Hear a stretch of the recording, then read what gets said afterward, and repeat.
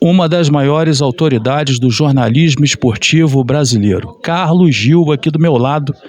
Brasil e Paraguai daqui a pouco entram em campo. Quando esse vídeo subir, a gente já vai ter o resultado do jogo. Mas tem um outro... Já vamos estar na Copa. Já vamos estar na Copa, com certeza. Mas tem um outro jogo, né? Um outro Brasil e Paraguai. Na verdade, um Niterói-Rio versus Assunção para decidir qual será a cidade sede dos Jogos Pan-Americanos de 2031. Carlos Gil, na torcida? Bom, antes de mais nada, quero agradecer as palavras aí pela autoridade. Na torcida, eu acho que é importante. Eu acho que é uma conquista para o esporte brasileiro, para o esporte carioca, fluminense, né? Para o estado do Rio.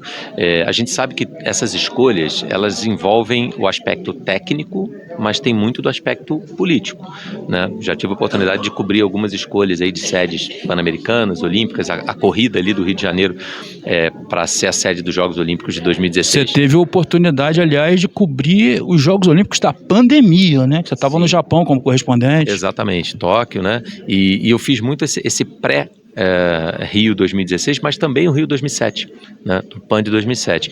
Então, que o Rio, na ocasião, ganhou de San Antonio, nos Estados Unidos, que era uma disputa na qual me parece que os papéis agora estão um pouco invertidos, né? San Antonio despontava com uma candidatura talvez mais técnica, obviamente por um país que tem mais recursos financeiros. Sim. E o Rio de Janeiro vinha como uma candidatura de um país emergente, de um país que poderia, com a realização dos Jogos Pan-Americanos, fomentar o esporte, ou seja, ter todo um aspecto mais social no entorno. E por que eu digo isso? Porque o Rio de Janeiro e Niterói tem hoje uma estrutura para realizar uma competição dessa envergadura que, sem dúvida nenhuma, é maior do que Assunção. O que isso pode pesar, então? Rio e Niterói são favoritos. Eu acho que sim. Eu acho que há um favoritismo pelo fato de o Rio de Janeiro ter sediado os Jogos em 2016, ter todo o complexo esportivo que a gente pode discutir, está bem cuidado, não está bem cuidado, mas tem, né? Tem ginásios, tem estádios, tem piscina.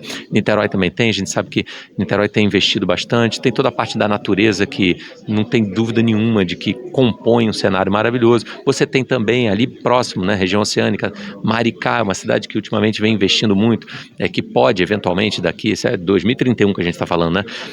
Com toda a questão dos... E investe em esportes olímpicos, né? O Marcos da Almeida, por exemplo, o nosso principal atleta de arco e flecha é de Maricá. Sim, e tem investido em muitas frentes, né? No esporte, na cultura, enfim, eu acho que a candidatura ainda vai passar, né, naturalmente, as candidaturas passam por reformulações e até se chegar àquela formatação final de quais serão os estádios, onde vai acontecer isso e aquilo. Na verdade, isso eu creio que vai acontecer depois da escolha, mas a gente teve a entrega já do dossiê de candidatura das duas cidades, né?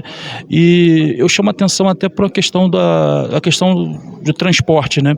O investimento no setor de transporte para Niterói, que vai integrar inclusive São Gonçalo e o restante dos municípios do leste metropolitano, Itaboraí, Rio Bonito, porque a gente hoje tem um caos de mobilidade urbana muito grande ali.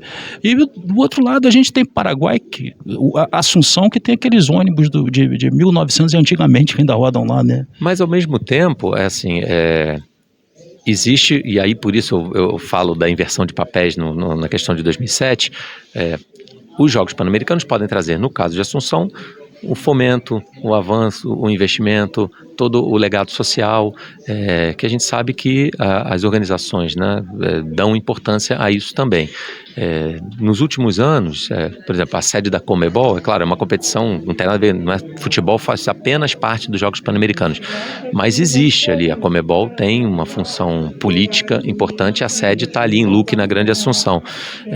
Então existe assim um apoio político muito grande do governo paraguaio, né, os políticos paraguaios, o presidente paraguaio, né, é um político muito jovem, então disposto a investir e é preciso dinheiro para fazer uma organização dessa. Então eu não daria como favas contadas, eu acho que reside nisso a força da candidatura paraguaia, de levar para um lado mais o social, o desenvolvimento. É um país que precisa investir mais no esporte, nunca teve a oportunidade de realizar um grande evento. Todo aquele discurso que o Rio e o Brasil um dia usaram é o que o Paraguai vai usar, né? Tentar levar para a emoção.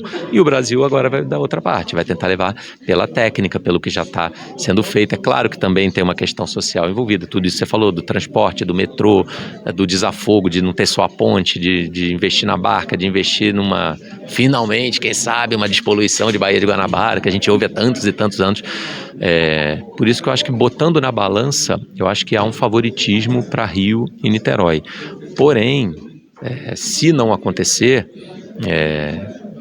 Assunção tem um discurso que já foi o discurso que deu certo para o Rio, entendeu? Mas será que o discurso do lado da emoção não é justamente a participação de Niterói na candidatura? Ou seja, Niterói com todo o legado olímpico que possui, 10 medalhas olímpicas, se não me engano, no total, quase todas elas na vela. Nesse momento tem uma vice-prefeita, que é a Isabel Suana, que é medalhista olímpica, tem toda a família Grael, né? Você já citou o Marcos da Almeida ali, Maricá, enfim. Tem tudo isso, claro. Tem um apelo, eu acho que assim, o apelo esportivo, financeiro, organizacional, estrutural é maior. Por isso que eu acho que existe sim um favoritismo para Rio e Niterói. Porém, aí a gente nunca pode esquecer, tem todo o movimento político que está por trás disso. E não basta você ter apenas a estrutura, a história, a beleza natural. Você tem que convencer as pessoas que votam, né? É claro. Agora, para fechar, tem alguma história bacana do Carlos Gil em Niterói? Cara, Niterói, eu nunca morei em Niterói, mas eu já passei. O Tino Marcos morou muito tempo em Niterói. O Tino Marcos morava em Caraí. Eu nunca morei, mas eu sempre frequentei muito. Tem muitos amigos que são de Niterói, ou que na verdade ninguém deixa de ser de Niterói, né? Uma vez niteroense é sempre niteroense. O niteroense tem essa característica de sempre, né? Finca raízes ali. Então, por exemplo, Bruno Cortes, né? Grande amigo, repórter também da Globo, tá agora na cobertura da Copa do Mundo de Clubes, niteroense, um niteroense com orgulho. Então, várias vezes já. E outros amigos, né? Praia, Cambuinhas, Taquatiara, amigos e... falar da minha também, Piratininga, enfim, o samba também, né? Eu sou um grande amante aí das escolas de samba, sempre que posso vou lá na Viradouro. Agora a Academia de Niterói tá no grupo especial. Eu sou compositor da Viradouro, inclusive, tá? Já fui muito ensaio de rua na Amaral Peixoto. Na época abria com a Cubango e depois vinha a Viradouro. Final dos anos 90 ali. Agora a Cubango, Cubango tem que voltar pra Sapucaí. Vai voltar. Então, cara, quem não gosta de Niterói tá vivendo errado. Mas tem, assim, muitas passagens com amigos e tal, apesar de, como eu te falei, não ser nascido lá, mas adoro, assim, acho a parte histórica das fortalezas, né? É uma delícia, mercado São Sebastião, enfim, tem tanta coisa legal. Temos lá o Mercado São Pedro, uma referência. Caneco gelado do Mário, né? Com o famoso bolinho de bacalhau. Tem muita coisa boa. Gil, brigadão, meu irmão. Valeu. Bom trabalho pra gente aqui. Valeu.